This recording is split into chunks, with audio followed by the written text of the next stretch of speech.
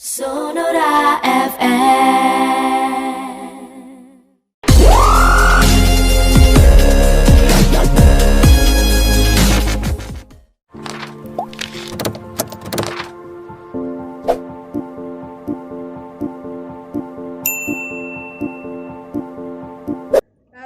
Dokter Nelda, ini kan terkait dengan penanganan pasien COVID-19 di Rumah Sakit Dr. Muhammad Hussein Palembang. Kalau dokter sebagai pelaku nih sekalian, sekaligus dokter yang menangani pasien COVID-19, gimana suka dukanya nih? Suka dukanya, kita mau suka dulu apa duka dulu ya? Okay. Duka dulu kali ya, duka ya. dulu. Kalau duka jelas sempat ketakutan sih Mbak ya, ketakutan. Kalau waktu awal-awal sekali itu, ketika waktu itu ada beberapa teman-teman sejawat dokter yang juga terkena, ternyata dinyatakan positif corona juga. Jadi waktu itu kita sempat down juga, terus belum lagi waktu itu datangnya berentet, langsung sekali banyak tuh yang sempat positif. Kita sempat mikir, aduh kapan nih, tinggal nunggu giliran aja nih saya bakal kena gitu ya, nunggu giliran tuh bakal kena. Tapi sempat nangis, sempat sambil sholat itu kita pikir apa salah kita, kenapa ini kok didatangkan penyakit ini gitu, kenapa mesti kita bisa tetap berbuat gitu.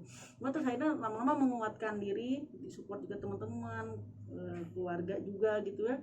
Akhirnya sekarang dijalanin aja, dinikmatin, memberikan yang terbaik sebisa mungkin kita bisa kerjakan, tapi tetap jaga disiplin penggunaan APD-nya sama disiplin di dirinya sendiri gitu.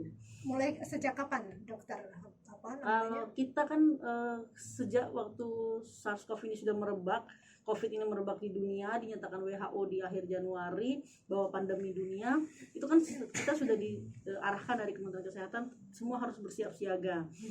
Itu artinya paling tidak di awal-awal Februari, pertengahan Februari kita sudah mulai dapat kasus kayak gitu, suspek dulu, waktu itu PDP gitu istilahnya ya.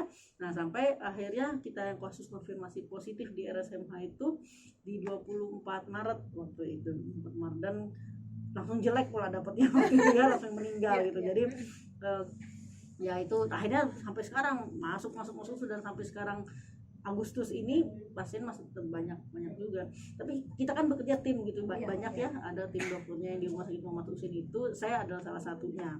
Itu kalaupun ya dukanya sih itu dukanya juga ya, kalau habis masuk pakai pakaian hazmat itu ya panasnya minta ampun gitu ya, memang panas berkeringat gitu kan. Belum lagi sempet takut juga nanti, aduh ini saya udah rapi gak nih makainya gitu. Kalau sukanya sih ya mungkin bisa banyak kenal orang lagi ya. Mungkin kalau dulu kan mungkin terhadap sama perawat itu nggak terlalu banyak kenal perawat di ruangan-ruangan. Nah ini sekarang saya jadi dapat teman baru, terus kenal sama orang dari laboratorium karena kita sering interaksi untuk pemeriksaan swab dan lain-lain itu, nanyain hasil atau bagaimana, jadi dapat kawan baru lagi kayak gitu.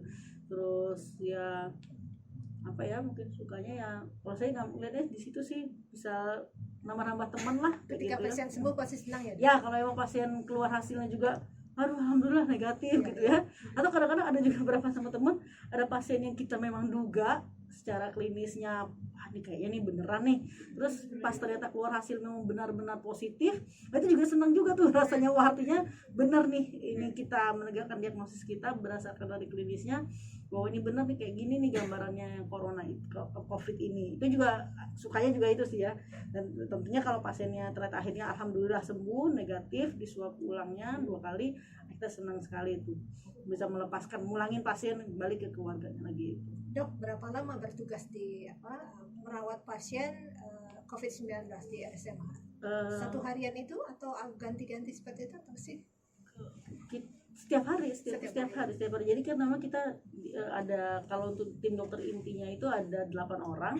Kita semua ada piket harian sih untuk menerima setiap pasien barunya. Tapi ya tentunya pasien yang sudah masuk ya harus kita visit istilahnya, harus kita periksa pasiennya dan diambil keputusannya ini mau diapain lagi hari ini atau apa yang mesti dikerjakan untuk pasien itu setiap hari. Ketika ada pasien baru, apa prosedur yang dilakukan pertama kali? Kalau setiap ada pasien baru, pasien yang memenuhi kriteria ya yang dianggap sebagai suspek COVID itu, tentunya pasiennya karena kan seringnya pintu masuknya kan gejalanya sama pernafasan, jadi biasanya pasien akan kita periksa darah lengkap, periksa ronsen dada, lalu pasiennya dilakukan pemeriksaan swab tadi, yang mengambil swabnya sih bukan kami, ada petugasnya yang khusus yang itu, jadi nanti diambil swab usapan hidung dan usapan tenggoroknya, nanti ya sambil kita tentukan terapinya apa nih, mau diberikan terapi apa. Nah, sambil menunggu hasil swab ataupun hasil swab positif atau negatif, ya jalan terus memantau hariannya pasien itu bagaimana. Kalau untuk tim dokternya sendiri, pakaian apa yang dipakai dok? Apa kelengkapan yang digunakan untuk merawat? Kita bersama ya tim dokter, perawat ataupun mungkin petugas kebersihan, yang pokoknya setiap kalau kita masuk ke ruang isolasi yang tempat pasien suspek COVID itu ataupun konfirmasi dirawat, seperti pakai pakaian yang udah banyak berdarah itu ya, jadi pakai maskernya yang N95, sudah itu pakai Google, kacamata menutup, pakai baju coverall hazmat yang lengkap menutup sampai ini, pakai helm, pakai sarung tangan, tentunya sarung tangannya 2 lapis 3 lapis lah, satu lapis yang pertama atau satu lapis yang luar panjang, atau kalau mau lakukan tindakan lain lagi pakai lagi sarung tangan lagi, nanti buka pakai lagi sarung tangan, tapi yang penting sarung tangan yang utama nggak lepas dari ini kita yang dari dalam gitu kan, sepatu boot gitu ya, itu pakaian standarnya kalau masuk. Dok, ketika merawat pasien COVID-19 ada juga dokter yang tidak pulang ke rumah bertemu keluarga, gimana kalau dokter sendiri? Kalau saya Pernah tidak pulang? Saya tetap pulang. Tetap pulang Tetap ya? pulang. Karena kasihan anak-anak di rumah juga siapa yang jagain gitu ya. Jadi ya tapi prinsipnya saya tadi saya pulang, sebelum pulang apa? Saya mandi, saya tukar seluruh pakaian sampai sepatu, saya buka semua. Jadi masuk ke rumah sakit pakai baju kerja lah kita nyebutnya gitu. Setelah selesai keliling-keliling segala macam, selesai, sebelum pulang saya mandi dulu.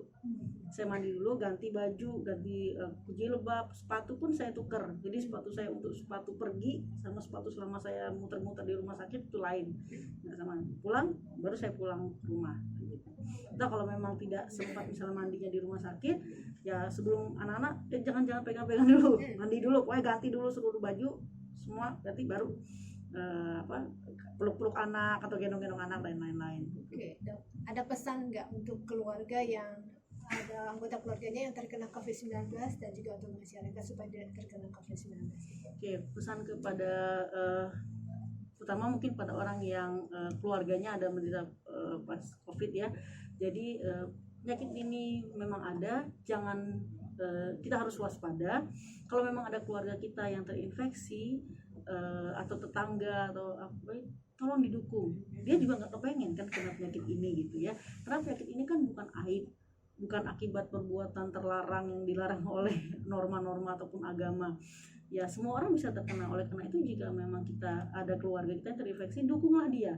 Kalau memang dia isolasi mandiri di rumah, dia otomatis nggak bisa keluar gitu kan, ya apa yang bisa kita bantu, anterin makanan atau misalnya cuciin bajunya kayak atau seperti itu gitu ya, dibantu. Keluarganya mesti mensupport dari pasien yang terkonfirmasi. Lalu bagi masyarakat yang lain, ya kita juga tidak boleh mengucilkan dia, karena sekali lagi ini bukan aib, semua orang bisa terkena, dan kita pun tetap harus mematuhi protokol kesehatan, karena supaya jangan sampai kita tertular, ya kita menjaga diri kita, waspada supaya jangan sampai kita tertular COVID-19 ini. Sonora